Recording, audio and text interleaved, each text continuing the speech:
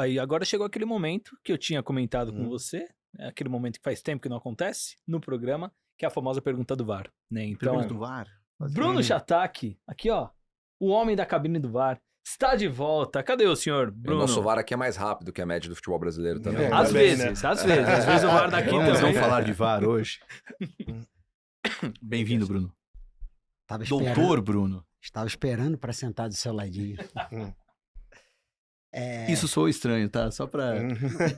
Entendedores entenderão. Nada contra. Entendedores entenderão. Bom, Rafa, em primeiro lugar, prazerzão te ter aqui, né? Tava muito ansioso para ter Legal. toda essa expertise, né?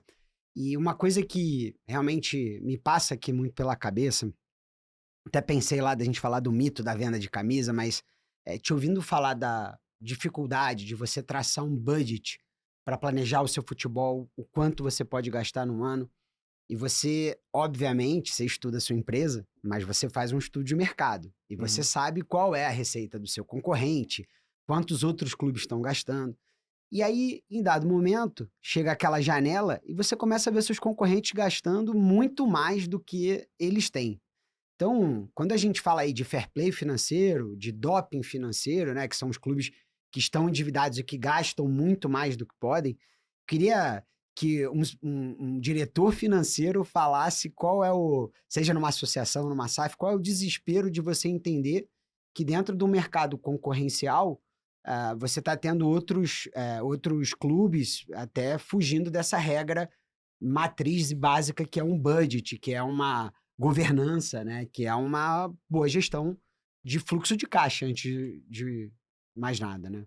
Essa pergunta é do VAR mesmo, né? É muito difícil de responder, é uma das coisas mais desafiadoras no futebol, né?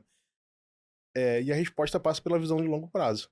Qual é o planejamento de longo prazo? Você tem que continuar agindo, acreditando naquilo que você está fazendo, que você se planejou para longo prazo. Obviamente, sempre reavaliando a estratégia, a cada movimento do mercado, né? Mas a gente não se desespera tanto. Eu me desesperava um pouco no início, mas hoje eu não me desespero tanto. Eu trouxe o jogador tal, pagou 20 milhões no jogador. Eu não fico mais tão desesperado com aquilo, porque a gente sabe que aquilo não resolve sozinho. Tem que ter outras coisas juntos. E as contratações, os impactos delas são muito maiores no curto prazo.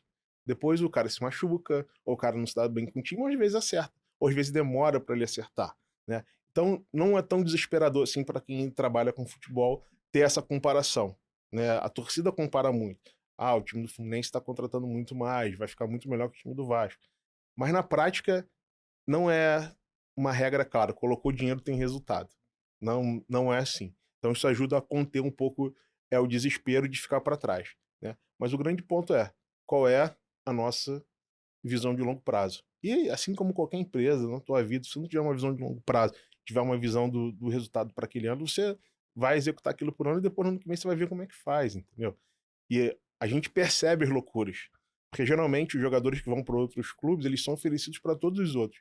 Então a gente sabe ali o preço que está pedindo e quanto que a gente estaria disposto a pagar e sabe se aquilo é loucura ou não. E tem muitos clubes que fazem loucura. E como é que os clubes fazem loucura? É anunciado um valor, só que aquele valor é pago em 3, 4 anos, parcelado. Na outra gestão, e não vai afetar o caixa daquele ano. Vai afetar o caixa daquele ano muito pouco, com o salário a pagar, ou com alguma luva, algum custo de aquisição. Mas os problemas são empurrados, né? Além de você trazer receita do futuro para trás, você joga os problemas de pagamento para frente, né? Então, a gente sabe que aquilo ali vai estourar em algum momento se não for sustentável, né? E sobre fair play financeiro, acho que esse é um assunto muito importante. Eu acho que a gente tem que ter fair play financeiro sim no futebol, a gente não pode ter doping financeiro, e todo mundo pede muito isso, mas não adianta só no Brasil. Não adianta você ter fair play financeiro no Brasil se você não tem na Inglaterra. Isso é horrível pro futebol brasileiro. Porque você não vai conseguir trazer os jogadores bons na Inglaterra, vão trazer. Se não tiver na Arábia Saudita, o mundo todo é global. O futebol é global, é um mercado só, né? Então, os mercados se comunicam.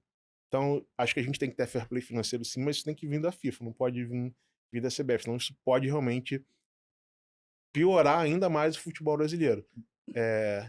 A responsabilidade tem que vir pela lógica do negócio, não pelo fair play, né? Se a gente fizer esse negócio via canetada, é pior para o futebol brasileiro.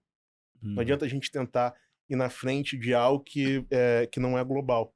né? Infelizmente não é global, não existe consenso sobre esse fair play financeiro. Então, eu não sei se a gente deveria ter um fair play financeiro no Brasil agora, a gente deveria fazer com o mundo, né? E o único órgão capaz de fazer isso seria a FIFA. Pergunta de leigo aqui, até, Pedrão, se puder ajudar também. O quanto esse assunto, ele é global, o fair play financeiro? Existe uma discussão já mundial de ter algo padronizado, ou pelo menos nas grandes ligas? É uma discussão global, mas eu acho que existe um pouquíssimo interesse político em fazer isso, né? Se você Sim. olhar as compras de clubes, né, principalmente no mercado secundário, você vê que quem compra são os mecenas ou bilionários, né? Uhum. Então, se você faz isso no fair play financeiro, ele fica menos atrativo Uhum. para os bilionários, para os mecenas. Então, você pode diminuir o interesse do futebol se você colocar fair play financeiro. Eu sou super a favor, tá? Né? Eu não me entendo mal, sou super a favor de fair play financeiro em futebol e em qualquer outra indústria. Mas existem os contrapontos, né? Como é que o dinheiro flui para o futebol? Flui desses caras, né? E se eles não puderem exercer essa vontade, o dinheiro é meu, eu faço o que eu quiser, vai sobrar menos dinheiro para o futebol, né? Talvez isso não seja... isso é muito ruim no curto prazo, talvez não seja ruim no longo prazo, mas a gente tem que estar disposto a sofrer por isso. Então eu acho que essa visão do fair play financeiro é algo muito... As pessoas falam isso de forma muito, muito romântica.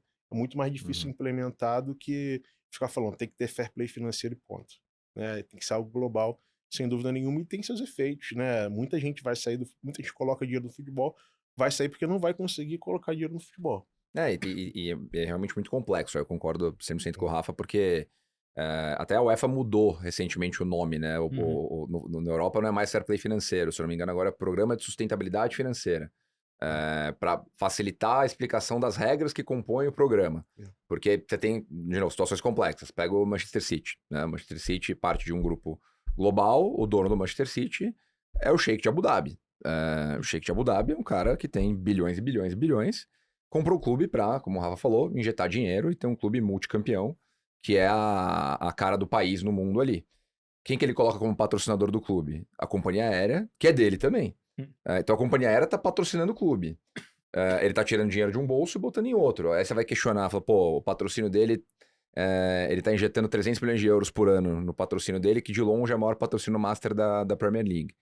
Tá certo? Tá errado? Né? O dinheiro é dele. Ele pode estar avaliando que o patrocínio vale 300 milhões de euros, porque o Guardiola aparece no mundo inteiro, porque o Haaland aparece no mundo inteiro. Então você tem que avaliar tudo isso na hora de ponderar o que é o programa de sustentabilidade financeira. Como é que eu vou deixar o parâmetro mais equilibrado para que todo mundo tenha um poder de compra parecido? E do outro lado, é um pouco cobre pé, descobre a cabeça, porque esses caras injetam muito dinheiro no futebol. Se você põe um cap para ele gastar menos dinheiro, pode ser que ele tenha menos poder de compra para comprar jogador. Compra menos jogador, Desinflação. às vezes menos receita para os clubes. Então é um pouco macroeconômico, né? Isso. Não, eu tava até pensando aqui, voltar na pauta de episódios aí, o cenário geopolítico do futebol, né? Como que a geopolítica explica muito isso, da teve muito dinâmica do jogador, mas futebol. é um ótimo exemplo, né? Teve muito jogador que voltou da Ucrânia pro Brasil ano passado, por quê? Guerra. Né? O cara não ficou na Ucrânia, o cara voltou pro Brasil. Só o Corinthians pegou uns 4 nessa brincadeira. Foi, verdade. Então é importante ter, né? Super importante ter, mas é muito complexo de implementar. É isso. Tem alguns experimentos que vão dar certo, vão dar errado. O importante é ter a discussão e caminhar na discussão, na direção de fazer isso. Todo mundo ao mesmo tempo, que é mais difícil ainda. Imagina você fazer só no Brasil, imagina você fazer no mundo inteiro. Então tem que ser um carteiraço de alguém que tenha coragem para fazer isso. Não vai sair se for no amor. Só se o futebol começar a quebrar e todos os clubes estão quebrando, vamos ter que colocar fair play financeiro e todo mundo se convencer disso. Teve até uma época, uns meses atrás, acho que faz uns 2, 3 meses, que na Premier League eles queriam fazer um teto salarial dos times. Eles começaram a discutir isso agora. E 2 times votaram contra, né? Que foram os 2 Manchester United e City.